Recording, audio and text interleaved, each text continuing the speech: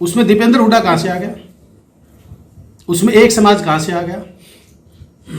या उसमें ये किसने कह दिया कि एक, मैं मानता हूँ जो आदमी जिनने वो किया, कौन थे, ग्रामीण थे, क्या था क्या नहीं था, अपनी बात कहने का सबका अधिकार है, पर उसमें एक सांसद और एक पूर्व मंत्री, हमारे को एक जिम्मेवारी दी गई है, हम एक जिम्मेवार पद पर बैठे हैं। आम कोई लोग कह दे तो उस बात की इतनी अहमियत नहीं होती है। एक एमएलएज, एक एमपीज, एक पूर्व मंत्री, उसके मुंह से ये बातें शोभा नहीं देती है।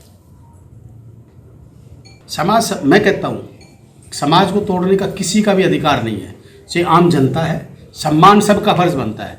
ठीक है, जो आदमी कर रहे हैं, आप कह रहे हैं कि किसान नहीं थे, दीपेंद्र हुड्डा जी के आदमी थे, आप ये तो प्रूफ दे कि दीपेंद्र हुड्डा के साथ ये बंदे थे, पर ये किसने, आप अपनी प्लेटफार्म पर अपनी बात रखें, आप उसको कति ओपन करें कि ये था, पर ये क्या है कि आंख फोड़ देंगे, उंगली दिखाएगा, हाथ काट देंगे। आप इस बात का अंदाजा लगाइए, ये ही बयानबाजी राजकुमार सैनी करता था। तो ये चीज़ें समाज के लिए अच्छी नहीं है। हाँ, अगर कोई कांग्रेस का वर्कर और कांग्रेस का है तो उसने भी ऐसा नहीं करना चाहिए, उसने भी ऐसा शब्द नहीं करना चाहिए, ऐसा काम नहीं करना चाहिए जो समाज में जिस बात से जहर घुलता हो, चाहे वो कुलदीप वत्स से, चाहे कोई और कोई आदमी है, वो समाज के लिए अच्छी चीज़ नहीं है। मैं कहता हूँ अच्छी चीज़ नहीं है, पर ये चीज़ एक आम व्यक्ति कर रहा है वो अलग बात है। इस पद पे बैठ के जो नेता करता है वो सबसे शर्मनाक बात उसके लिए रहा था। जिस दिन डॉक्टर हर्षमोहन की गर्दन को काटा जा रहा था, उस दिन किसी उंगली हाथ नहीं काटा, आंख नहीं फोड़ी। समाज को नीचा दिखाने की और हमारे आपसी भाईचारे को खराब करने की कोशिश अरविंद शर्मा जी ना करें। हमारे सब 36 बिरादरी के हम एक हैं, और हम खासकर वो जाट और ब्राह्मण को लड़ाना चाहता है। जाट और ब्राह्मण इस प्रदेश में सारे एक है, और हम 36 बिरादरी के साथी मिलके हम समृद्ध हरियाणा और सुख समृद्धि हम अपने हरियाणा को देखना चाहते हैं। हम अपने भाईचारा को लड़ाना नहीं चाहते हैं। तो आज मैं साथियों, इस विषय में आज हमने ये प्रेस कॉन्फ्रेंस की थी, और मैं धन्यवाद करता हूँ हरियाणा की जनता का कि 2016 के बाद जो लोग आग लगाना चाहते थे, वो आग में घी का काम ये लोग करना चाहते थे, वो हरियाणा की जनता अब समझ चुकी है, और पूरा प्रदेश इनकी एक एक चाल को समझ चुका है ना। ये देखिए, आज चरम सीमा पर अपराध है, चरम सीमा पे भ्रष्टाचार है, चरम सीमा पे ये 7 साल के 7 काम गिनवाइए, और ना हम गिनवाते 7 साल में क्या हुआ। आज हरियाणा नंबर 1 भ्रष्टाचार में, हरियाणा नंबर 1 अपराध में, हरियाणा नंबर 1 जितने एजिटेशन आज तक हरियाणा बना है तब तक नहीं हुए हैं। तो ये लोग कहीं के बात करते हैं। आज हमारी बहन बेटियों को शराब इज्जत लूटी जा रही है, पीटा जा रहा है, स्टूडेंट्स को पीटा जा रहा है, टीचर्स को पीटा जा रहा है, आम मिडिल मैन को पीटा जा रहा है, व्यापारियों को धमकियां दी जाती है, व्यापारियों को इस तरह मर्डर किया जाता है। तो कौन सी चीज़ एक ये बताएं कि भाई हम इस चीज़ में सफल हुए हैं, हमने इस चीज़ में हरियाणा को नंबर 1 बनाया है। हाँ, हरियाणा नंबर भाई को भाई से लड़ाने में बना दिया। तो इनकी नीति और नीयत दोनों खराब है, और प्रदेश के अंदर इस प्रकार का वातावरण मैं नेताओं से कहना चाहता हूँ, चाहे इसमें कुलदीप वत्स है, चाहे कोई और है, जो आदमी समाज में जहर घोलने का काम करता हो, वो समाज का भी दुश्मन और उस जनता का और प्रदेश का भी दुश्मन होता है। उसका प्रदेश का वो जिंदगी में कभी भला नहीं कर सकता। कह रहे हैं कि भाई मेरे को सांसद बनाने के लिए सिर्फ अपने ग्रोवर साहब का हाथ है। क्या किसी और आदमी ने वोट नहीं डाली? क्या अगर ग्रोवर साहब, मनीष ग्रोवर जी इतने इलेक्शन को जिताने वाले थे तो खुद इलेक्शन क्यों हार गए भाई?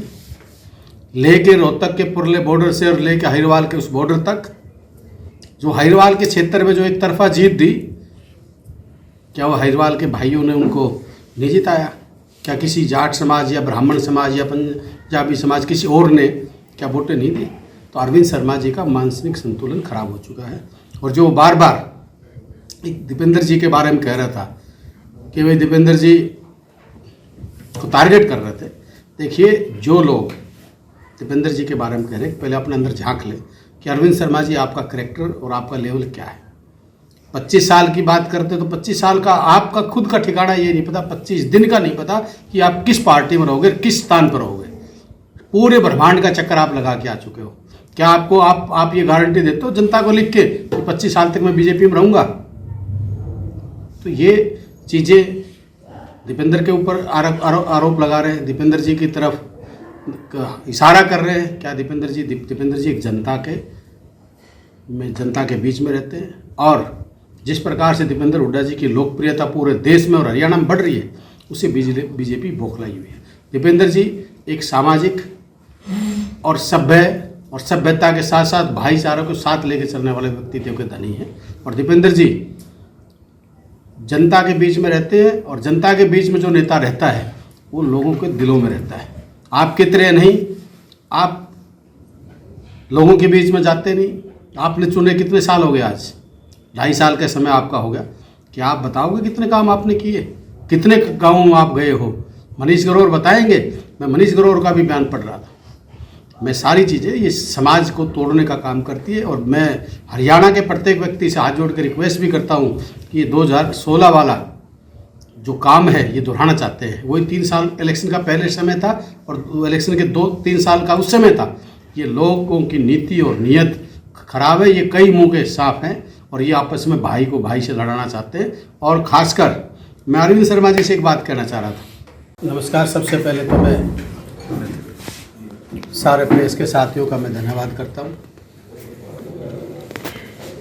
जो आज हमने आपसे रिक्वेस्ट की और आप लोगों ने हमारे को समय दिया। सारे साथियों की तरफ से मैं पूरी मीडिया का मैं धन्यवाद करता हूँ।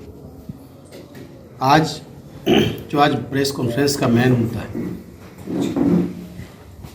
परसों जिस प्रकार से बीजेपी के नेताओं, बीजेपी के सांसद और पूर्व मंत्री के द्वारा रोहतक के अंदर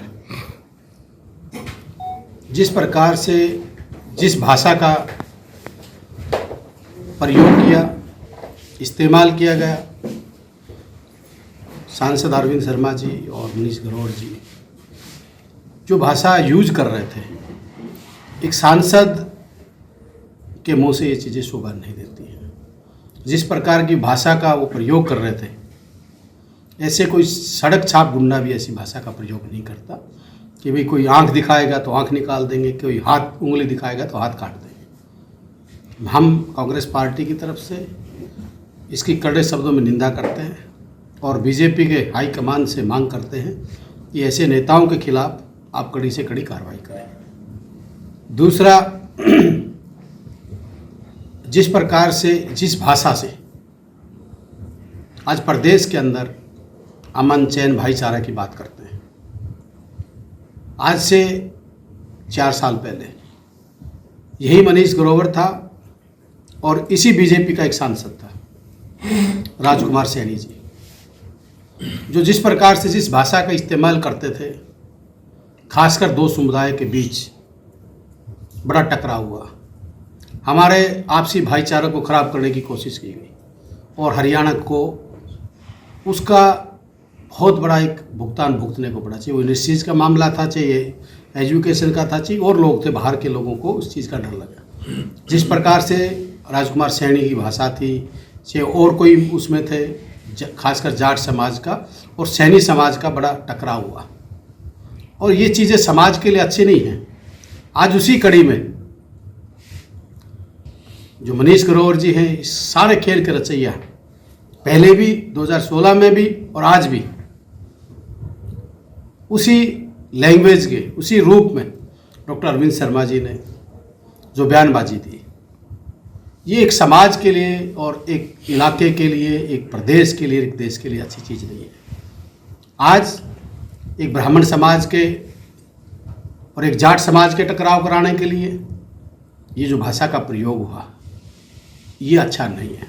समाज में इससे 36 बिरादरी का जो एक हमारा एक मिसाल थी, हरियाणा के एक भाईचारे की मिसाल दी जाती थी, उसको आज ये लोग दोबारा से उस षड्यंत्र को रचना चाहते हैं। मैं हरियाणा की जनता से और ख़ासकर प्रत्येक उस सामाजिक व्यक्ति से, समाज के लोगों से मैं रिक्वेस्ट भी करता हूँ कि जो जिस प्रकार की ये बयानबाजी, जिस प्रकार के चालबाजी, जिस प्रकार की हरकतें ये कर रहे हैं, ये देश और प्रदेश के लिए अच्छी चीज़ नहीं है। मैंने एक बयान और पढ़ा